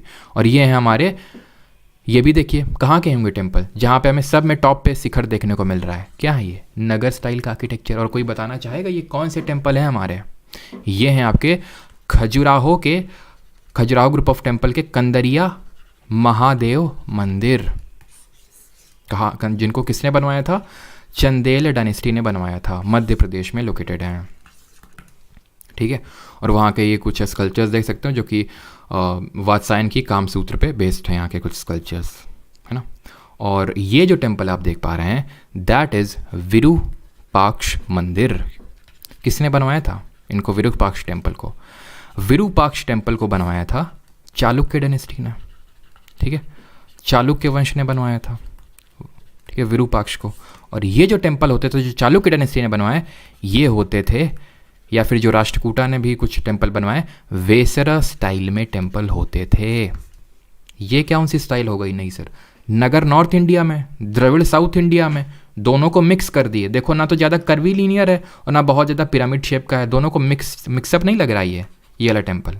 इसको बोलते हैं वेसरा स्टाइल, यानी कि this can be called as Nagara plus Dravida का मिक्सचर है ये वेसरा स्टाइल। किसने डेवलप किया? चालुक्य डायनेस्टी ने। विरूपाक्ष टेम्पल हमें इसका, जो भी पट्टाडक्कल टेम्पल हम लोगों ने पढ़े थे, है ना, हम लोगों ने दुर्गा टेम्पल पढ़ा था जो एप्साइडल प्लेन पे बना हुआ है, लड़खान टेम्पल पढ़ा था हम लोगों ने, ठीक है, रावण फाड़ी केव टेम्पल पढ़ा था। ये सारे चालुक्य डायनेस्टी के हमारे टेम्पल्स हैं जो वेसरा स्टाइल में हैं। Clear? At last Chalukya dynasty से हमें आर्कियोलॉजी से ये मिलती है डांसिंग फिगर ऑफ शिवा, जिनको कि हम नटराज भी बोलते हैं, तांडव कर रहे हैं। उनकी जटाएं निकली हुई हैं जो कि गंगा नदी को दिखा रहे हैं, जटाएं जो कि यहाँ पे हाथ जोड़ रही हैं। इनके पैर में ये जो संसार की बुराइयां हैं उनको दबा रखे हैं, और ये अभय मुद्रा ये चीज़ दिखा रही है, ठीक है। तो ये भी हमें मिली है, और ये ब्रॉन्ज का बना हुआ स्टैचू है, ब्रॉन्ज का, ठीक है। और ये जो ब्रॉन्ज के स्टैचू बनाते थे इसके लिए यूज़ करते थे एक टेक्निक जिसका नाम था लॉस्ट वैक्स टेक्निक। ये लॉस्ट वैक्स टेक्निक क्या होती है? तो जैसे फॉर एग्जांपल वैक्स लिया, और उस समय में वैक्स जैसे वो मधुमक्खी का छत्ता नहीं होता है, छत्ता से वो एक वैक्स ही तो होता है मधुमक्खी। अगर तुमने कभी देखा हो, तुमने अगर सिर्फ शहद ना पिया हो, छत्ता सीधे सीधे तोड़ के लाए हो, है ना, छत्ता मतलब कितना ऐसा वैक्सी टाइप होता है। किसी ने पिया है? मतलब ऐसे काफ़ी अच्छा लगता है उसी से, मतलब च्युइंगम टाइप। तो जो वैक्स होता है उसको, उसी से वैक्स को थोड़ा पिघला के एक स्कल्पचर बना लिया, ऐसे करके बना लिया, मान लो वैक्स से पिघला के। इसके बाहर मिट्टी लगा ली, लेकिन वो तो वैक्स का है ना, मान लो ये भी वैक्स का है पूरी तरह से। इसके बाहर मिट्टी लगा दी पूरे, फिर एक लेयर और मिट्टी लगाई, ठीक है। फिर इसको गर्म कर देंगे तो क्या होगा? अंदर की जो वैक्स होगी पिघल जाएगी, मिट्टी का खोखला ऐसा बन जाएगा। उसके अंदर ब्रॉन्ज भर देंगे, ब्रॉन्ज किसका एलॉय होता है मिश्र धातु वो बता दो, भर देंगे उसके अंदर, ठीक है। बस मिट्टी फोड़ देंगे तो क्या बन जाएगा? ब्रॉन्ज का स्कल्पचर बन जाएगा। ये कॉपर और टिन का एलॉय होता है। बात खत्म, पैसा हजम। चलो करते हैं question.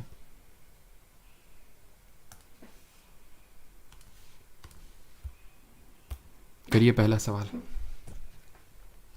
Which of the following towns was built by the ruler Vijayalaya in Kaveri delta? कौन सा बिल्ड किया था?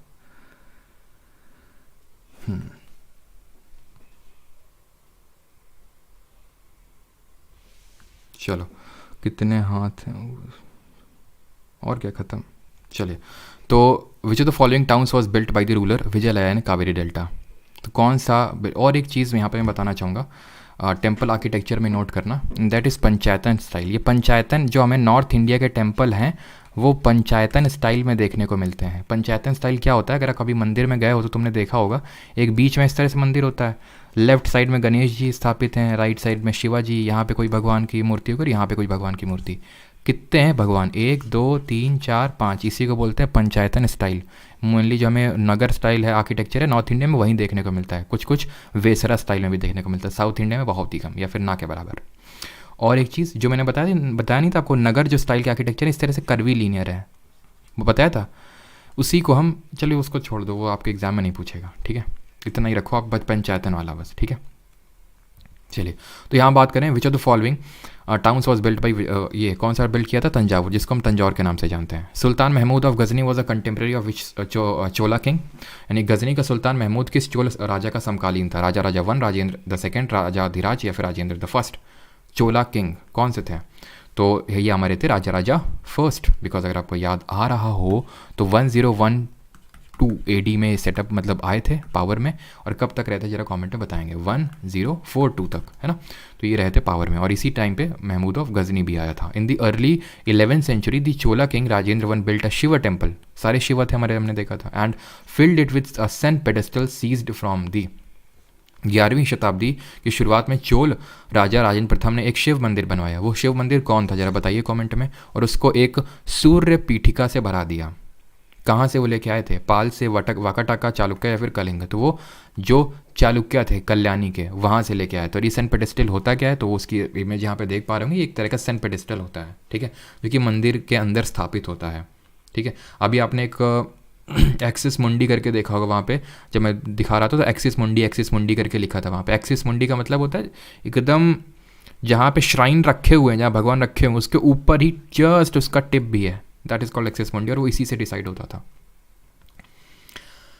राजेंद्र चोला वन ने जो अभी टेम्पल मैंने आपसे पूछा था वो कौन सा था, बृहदेश्वर एट गंगईकोंडा चोलापुरम। उसमें बहुत सारी चीज़ें फिट करवाई थी जो कहीं और से वो लेके आए थे, जैसे सन पेडेस्टल चालुक्या से लेके आए थे, गणेश जी का स्टैच्यू लेके आए थे, Ganesha statue and several statues of Durga, यानी कि जो दुर्ग किंगडम था वहाँ से, Nandi statue from eastern Chalukyas, यानी कि जो वेंगी वाले चालुक्या थे, and image of Bhairava of form of Shiva and Bhairavi from the Kalinga of Odisha के वहाँ से लेके आए थे, और काली जी का स्टैच्यू लेके आए थे पालास ऑफ बंगाल से लेके आए थे ये। तो इन चीज़ों को भी आप अच्छे से याद कर लीजिएगा, बिकॉज ये तो पूछ लिया, बाकी भी हो सकता है पूछ ले, ज़रूरी नहीं कि पूछ ले, बट फिर भी थोड़ा सा ध्यान रखो। ये तो याद हो गया सन पेडेस्टल चालुक्या से लेके आए थे, इनमें से कोई एक और याद कर लो, एक और याद कर लोगे तो बाकी तो फिर याद हो जाएगा। जैसे नंदी का याद कर लो, नंदी वेंगी सिमिलर साउंड कर रहे हैं, ठीक है। Some important administrative post were hereditary during the Rashtrakuta and Chola dynasty, the post Nagara Shreshthi मेंट। तो बहुत सारी जो पोस्ट थी राष्ट्रकूट और राजवंशों के समय में वो वंशानुगत थी। नगर श्रेष्ठी का पद क्या था, leader of the merchant caravans, merchant of the city, important minister, या फिर चीफ जुडिशियल ऑफिसर, कौन हुआ करता था यहाँ पे, नगर श्रेष्ठी। तो अगर आपको याद आ रहा हो तो हम लोगों ने इस क्वेश्चन को किया था, इस तरह का तो क्वेश्चन नहीं था, लेकिन हाँ नगर श्रेष्ठी हम लोगों ने किया था जब हमने ये देखा था इनमें से कौन सी पोस्ट हरिसेन ने हेल्ड नहीं करी थी, हम लोगों ने ये क्वेश्चन देखा था, राइट, है ना। तो हम लोगों ने ये देखा था कि कौन सी पोस्ट हेल्ड नहीं करी थी। तो उसमें एक तो था संधि विग्राही का, यानी minister of war and peace, दंडनायका था, है ना, वो हम लोगों ने देखा था, वो उसका काम क्या था, मिनिस्टर ऑफ जस्टिस था, और उसका आंसर था नगर श्रेष्ठी होल्ड नहीं करी थी, बिकॉज नगर श्रेष्ठी मैंने बताया था ये होता है मर्चेंट ऑफ द सिटी, या फिर इसी को मैंने आपको बताया था अगर आपको याद हो चीफ बैंकर, ये मैंने लिखवाया था वहाँ पर, ठीक है, चीफ बैंकर होता है मर्चेंट ऑफ द सिटी। अगले क्वेश्चन पे आते हैं, who among the following belong to the ancient chiefly family of the Cholas from Uraiyur captured the Kaveri delta from the Muttarayar in the middle of the 9th century AD. Middle of the 9th century AD मतलब वही 850 AD की बात हो रही है, ठीक है। कौन थे, विजयलया जी थे ना, उन्हीं ने तो मुत्तरायार से कैप्चर किया था कावेरी डेल्टा में जो, और गॉडेस निशंबा सुदिनी के लिए एक टेम्पल बनवाया था। Chola inscriptions mention several categories of land which of the following land was known as gifted to temples. Temples में कौन होते हैं, देव होते हैं, देवदान। शाल भोग लिखवाया था क्या, मैंने नहीं लिखवाया था तो अभी लिख लो, एस से शाल भोग और एस से स्कूल्स। वही मैं सोच रहा था कुछ तो आई थिंक वहाँ पे एक form of land donation miss हो रहा है। तो एस से आपका शाल भोग और एस से स्कूल्स। पल्ली चैनम, पल्ली जैंस बिछाते हैं। ब्रह्मदे ब्राह्मण्स, और वेल्लन वाला किसका था, वेल्लन वगई था किसका, जो नॉन ब्राह्मण्स थे उनको लैंड डोनेट किया जाता था, और जो ब्राह्मण्स का लैंड जो था उसको अग्रहार वो कहलाता था, क्या, अग्रहार। आगे बढ़ते हैं, और ये ध्यान रखना कि जो चोला के जो टाइम पे चीफ हुआ करते थे, जो राजा हुआ करते थे या फिर चीफ हुआ करते थे, उनका नाम अरैयार हुआ करता था। अरैयार किसको बोलते थे, चोला चीफ्स उनको, ठीक है। अगले पे आते हैं, Raja one and Rajendra one belong to which dynasty. तो किस डायनेस्टी से बिलोंग करते हैं, अभी हम लोगों ने देखा कौन सी डायनेस्टी पढ़ रहे हैं, Chola. Thanjavur was the capital of which dynasty. Thanjavur कहाँ की राजधानी थी, भोपाल, चोल, वाकाटाका या फिर परमार। तो आंसर क्या होगा, Thanjavur was the capital of Chola, ठीक है। तंजावुर किसने बनाई थी, विजयलया ने। उसके बाद हमने देखा था कि गंगईकोंडा चोलापुरम किसने शिफ्ट करी थी, राजेंद्र वन ने। अगले क्वेश्चन पे आते हैं, which of the following Chola ruler built a temple for goddess Nishumbha Sudini. CGL 2022 किसने बनवाया था, राजा वन ने, option number D.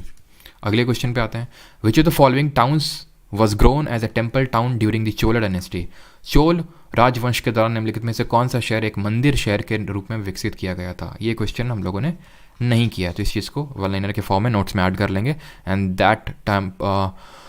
That town was भिला स्वामीन, जो कि present day I think Madhya Pradesh में पड़ता है, ठीक है, भिला स्वामीन, ऑप्शन नंबर ए। इसको एज अ टेम्पल टाउन इन्होंने विकसित किया था जब ये लोग मतलब जो कल्याणी और चालुक्याज ऑफ कल्याणी थे वो उन पे इन्वेट किए थे उसके बाद। Question number 11, which of the following territories to the south and north were. और हमने अभी जो चीज़ देखी थी, सेंट पेडेस्टल लाए थे कहाँ से, चालुक्या से लाए थे, और भी बहुत सारी चीज़ें हमने देखी थी।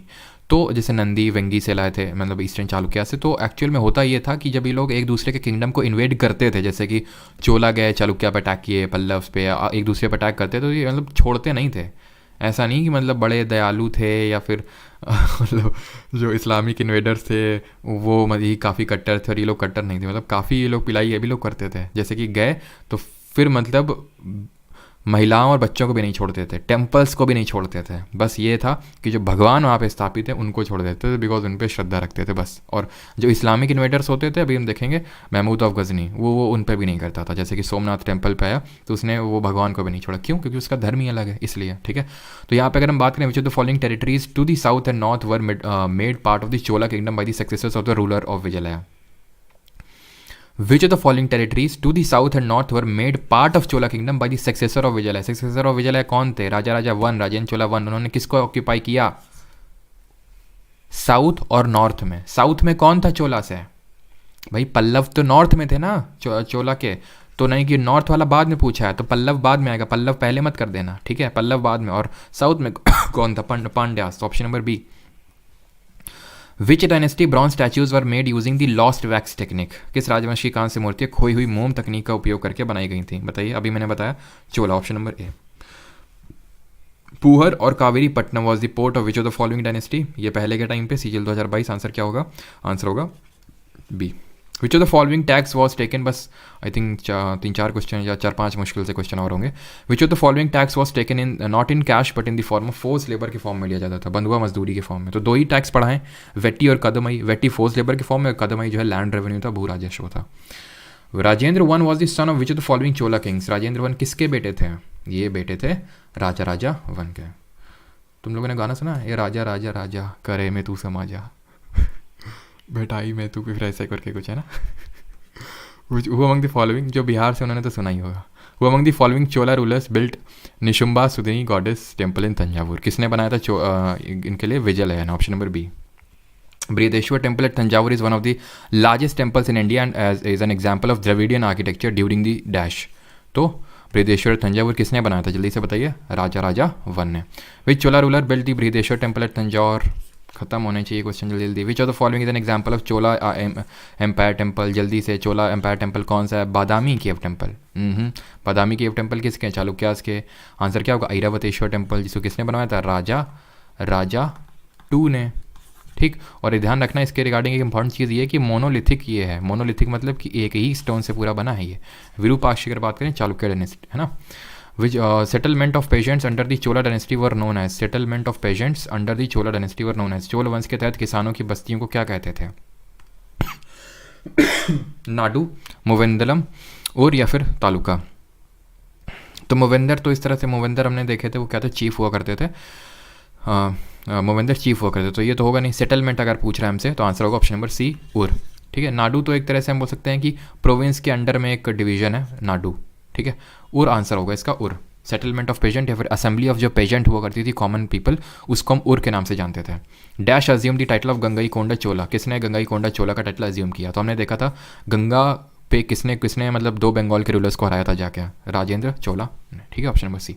इन 11th century the army of which of the following Cholas reach up to the Ganga to invade Bengal? यार जल्दी से आंसर बताओ इसका। ठीक है, कौन सा होगा? Rajendra Chola, option number B. ठीक है। In Chola administration dash was the assembly of the villages which were inhabited predominantly by the Brahmins? ये जल्दी से करो, 23। और पहले ये करो जल्दी से, ब्राह्मण्स की असेंबली क्या बोलते थे? और तो कॉमन पीपल की थी, आंसर भी सभा। ठीक है, और लास्ट नहीं, चोला खत्म हो गया। अब ट्राइपार्टाइट स्ट्रगल के 3-4 क्वेश्चन आई थिंक वो देखेंगे। ऐसा नहीं कि सिर्फ 3-4 क्वेश्चन ही आए हैं ट्राइपार्टाइट के, आए तो ठीक ठाक है, लेकिन हाँ क्वेश्चन यही हैं, कोई नए क्वेश्चन नहीं है। In the tripartite struggle also known as the Kannauj triangle war took place in the 8th and 9th centuries which of the following, which of these 3 great Indian dynasties? कौन सी ग्रेट इंडियन डायनेस्टीज थी? 3 जो tripartite struggle जिस कब start हुआ था? Later half of 8th century AD, that is 790 AD के time पे। तो कौन थे इसमें? परमार्स नहीं थे। परमार्स तो गुर्जर प्रतिहार्स के फ्यूडेटरीज हुआ करते थे, तो ये तो होगा नहीं। ठीक है, और ये भी चौहान्स भी गढ़वाल्स भी सब उन्हीं के फ्यूडेटरी थे। अगर बात करें पाल्स, प्रतिहार और राष्ट्रकूटा, ये इसका सही आंसर होगा, option number B. Question number 26. The tripartite struggle was between Gurjar Pratihar in the north, Palas in the east and Dash in the south India. तो कौन थे साउथ इंडिया में? चेरा थे, राष्ट्रकूटा थे, बिल्कुल, चोला नहीं थे। ठीक है, 27 आई थिंक लास्ट क्वेश्चन है। Which of the following universities was founded by the Pala rulers? Pala शासकों ने कौन सी यूनिवर्सिटी बनवाई थी? नालंदा कुमारगुप्त ने बनवाई थी। पाल ने कौन सी बनवाई थी? तो विक्रमशिला बनवाई थी। ऑप्शन नंबर ए यहाँ पे सही आंसर होगा। किसने बनवाई थी? धर्मपाल ने। ठीक है, चलिए और है क्या? एक और, which king of the Pala dynasty defeated Indrayudha and made Chakrayudha as the ruler of Kannauj. मैंने आपको बताया था कि एक पाल डायनेस्टी के रूलर थे जिन्होंने इंद्रयुद्ध, जो एक अयुद्ध करके डायनेस्टी हुआ करती थी, अयुद्ध करके गुर्जर प्रतिहार से पहले, तो उसको हराया था और उसके भाई को बोल दिया था ठीक है यार तुम रूल करो यहाँ पे, क्योंकि इतना तो हम संभाल नहीं पाएंगे। तो आंसर होगा इसका Dharmapal, option number A. Which among the following was the founder of Rashtrakuta dynasty, ये भी हम लोग कर चुके हैं। राष्ट्रकूटा डायनेस्टी के फाउंडर कौन थे? दंतिदुर्ग थे, है ना, और अमोघ वर्ष इसके one of the most prominent rulers थे। और कृष्ण वन एक रूलर थे जिन्होंने कैलाश टेम्पल बनवाया था। कहाँ पे? एलोरा में। एक कैलाश नाथ टेम्पल है वो कांचीपुरम में है, उसको राज सिम्हा ने बनवाया था, ध्यान रखना, कन्फ्यूज़ नहीं करना है आपको, ठीक है, कन्फ्यूज़ नहीं करना है।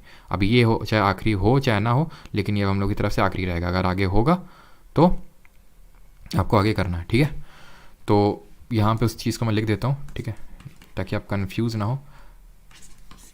ये तो मैं पहले बता ही चुका हूँ, कैलाश टेम्पल बनवाया है एलोरा में, जो कि मोनोलिथिक है, ठीक है, कैलाशनाथ। एक है आपका कैलाशनाथ कांचीपुरम में, ठीक है, इसको देख लो, बहुत ज़्यादा लोड मत लेना इसको रटने का। कैलाशनाथ एट कांचीपुरम, कांचीपुरम, इसको बनवाया था राज सिम्हा। ये राज सिम्हा पल्लव रूलर थे, ठीक है, राजा सिम्हा, ठीक है, ये पल्लव रूलर थे।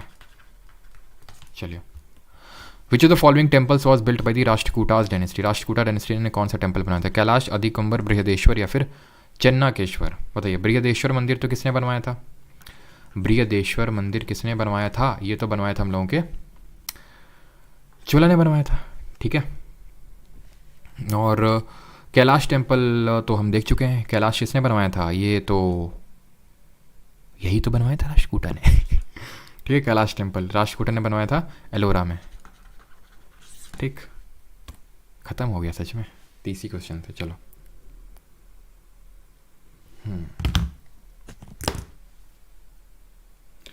इतना लर्न कैसे करें? लर्न करने के लिए पता है क्या करना होता है? बैठना होता है और याद करना होता है, फिर लर्न हो जाता है, बस। रिवीजन चाहिए क्या आप लोगों को? चलो आंख बंद कर लो, सभी लोग रिवीजन कर लेते हैं, जल्दी हो गया ना आज। 1 घंटे में ख़त्म क्वेश्चंस के साथ। चलिए, अब आंख बंद, देखो मैंने चश्मा अपना उतार दिया है ना, और आंख बंद कर ली मैंने अपनी, और तुम लोग भी अभी आंख बंद हो गई, ठीक है। सबसे पहले हमने क्या पढ़ा कि भाई हम लोग मेडिवल हिस्ट्री आज स्टार्ट कर रहे हैं, और इसमें हम ट्राईपार्टाइट स्ट्रगल और चोला के बारे में पढ़ेंगे। तो हमने ट्राईपार्टाइट स्ट्रगल चालू किया। ट्राईपार्टाइट स्ट्रगल 790 AD में स्टार्ट होता है। किसके बीच में स्टार्ट होता है? गुर्जर प्रतिहार नॉर्थ इंडिया में, ईस्टर्न इंडिया में पालाज हैं और साउथ इंडिया में राष्ट्रकूटा है, तीनों लड़ रहे हैं कन्नौज के लिए। लास्ट में भले गुर्जर प्रतिहार जीत जाते हैं, लेकिन वो कोई बहुत ज़्यादा टाइम तक कन्नौज पे अपना रूल नहीं इस्टेब्लिश कर पाते हैं। वो उनके फ्यूडेटरीज जैसे कि परमार, चंदेल, जो राजपूत रूलर्स हैं, चौहान, ये निकल के आते हैं सामने। नीचे राष्ट्रकूटा की अगर बात करें, बहुत कुटाई उटाई मचा रहे थे वहाँ पे, तो इसलिए वो लोग चले जाते हैं। उसकी तरह उनकी जगह पे कौन आ जाते हैं? ईस्ट वेस्टर्न चालुक्याज या फिर लेटर चालुक्याज ऑफ कल्याणी आ जाते हैं, ठीक है। और ज़्यादा हमें फिर इसमें कुछ पढ़ना नहीं है, ठीक है। फिर हमने देखा था धर्मपाल ने विक्रमशिला बनाई थी, और उदांतपुरी जो बनाई थी वो गोपाल ने बनाई थी, जो इस डायनेस्टी के फाउंडर थे, पाल डायनेस्टी के। फिर हमने चोला पढ़ा। चोला हमने ये पढ़ा कि इनके फाउंडर विजयलया थे। आपने मुतरैयार से कावेरी डेल्टा को कैप्चर किया, तंजौर को कैपिटल किया, उसको कैप्चर किया, उसको कैपिटल बनाया, राजधानी बनाया, और गॉडेस निशुम्बा सुदनी के लिए एक टेम्पल बनाया। फिर हमारे आते हैं राजा राजा एक अरेमेतु समाजा, मतलब राजा राजा फर्स्ट। और इन्होंने क्या किया? ये one of the most powerful rulers थे, और इन्होंने सबसे पहले तो ये काम किया क्या है कि जो चेरा हैं, पांड्या हैं, इनको हराया और श्रीलंका के नॉर्दर्न पार्ट में कब्जा किया। फिर इनका जो आगे का काम है वो किसने कंप्लीट किया? और इन्होंने टेम्पल बनाया तो बाद में देखेंगे। फिर इनका जो आगे का काम है उनके बेटे राजेंद्र द फर्स्ट ने कंप्लीट किया, जिनको नेपोलियन ऑफ साउथ इंडिया के नाम से जानते हैं। इन्होंने पूरा मालाबार, पूरा को जो कोरोमंडल, इसको कब्जे में लाया। और ना सिर्फ इसको बल्कि जो श्री विजय डायनेस्टी है उसको हराया, शैलेंद्र डायनेस्टी जो कि बुद्धिज़्म धर्म में बिलीव करते थे उनको हराया, और पूरे साउथ ईस्ट बोल सकते हैं एशिया को अपने कब्जे में लिया due to his efficient navy. फिर हमने ये देखा कि जब हम आगे बढ़े कि यहाँ का जो टेम्पल आर्किटेक्चर किस तरह का, और उससे पहले हम लोगों ने बहुत सारी चीज़ें देखी कि यहाँ पे कि कैसी फॉर्म ऑफ गवर्नमेंट थी। तो गवर्नमेंट भी हमने देखा कि किस फॉर्म की थी, और ये भी हमने देखा यहाँ पे लैंड डोनेशन किस तरह के थे। तो लैंड डोनेशन में जैसे कि जो ब्राह्मण्स को दिए जाते थे वो ब्रह्मदेव, जो नॉन ब्राह्मण्स को वेलन वगैरह, स्कूल्स को आपके क्या होते थे, स्कूल को क्या बोलते थे, वो एस से स्टार्ट होता था। और ब्रह्मदेव आपके हो गए ब्राह्मण्स को, और टेम्पल्स को हो गए देवदान, और पल्ली छंदम हो गया आपको किसको? जो जैन्स को दिए जाते थे। फिर अगर हम बात करें, हम लोगों ने टैक्स पढ़े, टैक्स 400 से ज़्यादा टैक्स मैंसन है, बट हमें 2 पढ़े हैं, वेट्टी और kadamai. Vetti is a form of force labour, और कदमई जो है क्या? कदमई है आपका एक तरह का लैंड रेवेन्यू, ठीक है, जिसको हम भू राजस्व हिंदी में बोलते हैं। और हमने ये भी चीज़ पढ़ी थी कि टाइटल जो इनका चीफ का जो टाइटल होता है उसको मरैयार बोलते हैं। और हमने ये भी चीज़ें पढ़ी थी कि जो होयसाल के टेम्पल होते हैं वो स्टार शेप के होते हैं। और फिर हम लोगों ने क्या किए थे?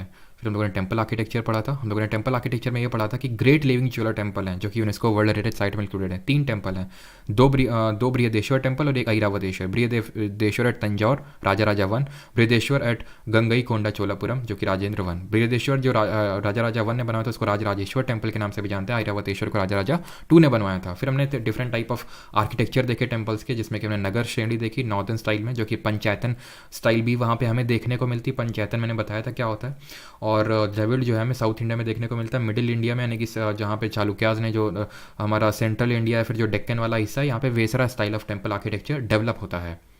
और वहाँ पे हमने देखा कि किस तरह से सबसे पहले तो सबसे अंदर गर्भगृह होता है, फिर जहाँ पे घंटियाँ लगी होती हैं उसको मंडप बोलते हैं। ठीक है, मंडप में ही हम लोग वो जो पिलर्ड हॉल होता है साउथ इंडिया में, बट वहाँ पे पिलर्ड नहीं होता नॉर्थ इंडिया में। गोपुरम क्या होते हैं साउथ इंडिया में होते हैं, एंट्रेंस होते हैं। नंदी बाहर होता है साउथ इंडिया में, नॉर्थ इंडिया में अंदर होता है नंदी। और क्या होता है, और विमान देखने को मिलता है साउथ इंडिया में, जहाँ शिखर है कर्वीलीनियर है। ठीक है, जिसको रेखांगिरी स्टाइल बोलते हैं, नॉर्थ इंडिया में कर्वीलीनियर है, बट साउथ इंडिया में वो पिरामिड फॉर्म में है, उसको हम बोलते हैं विमान। और टॉप पे कलश होगा या फिर स्तूपी होगी, दैट डजंट मैटर हमारे लिए एसएससी एग्जाम के लिए। फिर हम लोगों ने क्या पढ़ा था, ब्रॉन्ज स्टैच्यू के बारे में पढ़ा था जो शिव जी का है, लॉस्ट वैक्स टेक्निक से बनाया गया है और वो नटराज की मूर्ति है जिसमें कि वो तांडव करते हुए दिखाए गए हैं। खत्म। ठीक।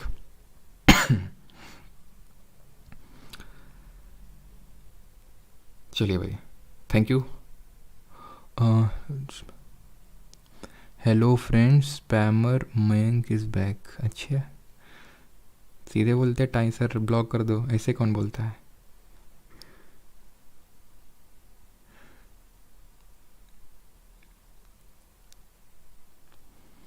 सो you could be a voice actor. अच्छा, thank you Dharmesh. I can't find video from starting of any topic. Snehal, topic wise अगर आपको पढ़ना है जो चीज़ें हम कर रहे हैं, बैच की वीडियोज़ हैं, तो आप एसएससी जीके 2.0 बैच में एनरोल कर सकते हैं।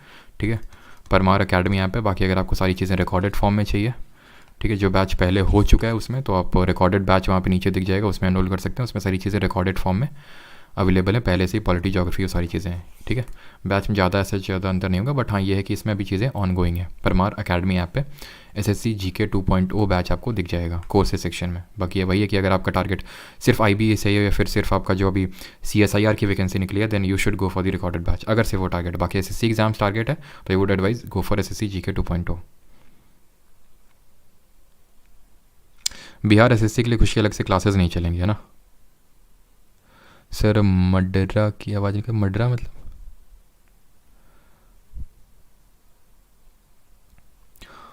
Thank you wild leopard. तो कल हम लोग नोट्स वोट्स सब मिल जाएंगे। हाँ, बैच में नोट्स मिल जाएंगे, क्विजेस, बाकी जो भी होता है ना। सर फास्ट पढ़ाते हैं, मोए मोए से भी फास्ट हो आप। अच्छा, आराम आराम से बेटा करने जाओगे ना तो कम से कम 2-3 साल का टाइम तो लग ही जाएगा एसएससी निकालने में। तो थोड़ा सा वो तो मैं ये समझ लो कि थोड़ा सा आज मैंने हल्का सा लाइट ही रखा था। आज 2x हो गया अभिषेक मंडल। क्या 2x हो गया? सारी चीज़ें पहले से लिखी हुई थी ना, इसलिए जल्दी हो गया। चलिए भाई, थैंक यू सभी को। बाकी जिन लोगों को एनरोल वगैरह करना है, ये बैच की वीडियोज़ हैं, प्राइवेट हो जाती हैं लाइव होने के बाद। प्राइवेट लाइव फ्री में इसलिए रखता हूँ लाइव स्ट्रीमिंग, ताकि जिसको अगर किसी का कुछ 1-2 टॉपिक करना है तो उसके लिए बैच में ना एनरोल करना पड़े। लेकिन सारी चीज़ें करनी है तो आई वुड एडवाइस कि आप कर सकते हैं, नॉट मैंडेटरी, बिकॉज हम 1 जनवरी से PYQ सीरीज़ भी स्टार्ट करेंगे, तो वहाँ पे हम लोग मिक्स्ड फॉर्मेट में चीज़ें करेंगे। बट अगर सब्जेक्ट वाइज चीज़ें पढ़नी है तो आप बैच की तरफ रुख मोड़ सकते हैं अगर ज़रूरत लगे तो। Thank you.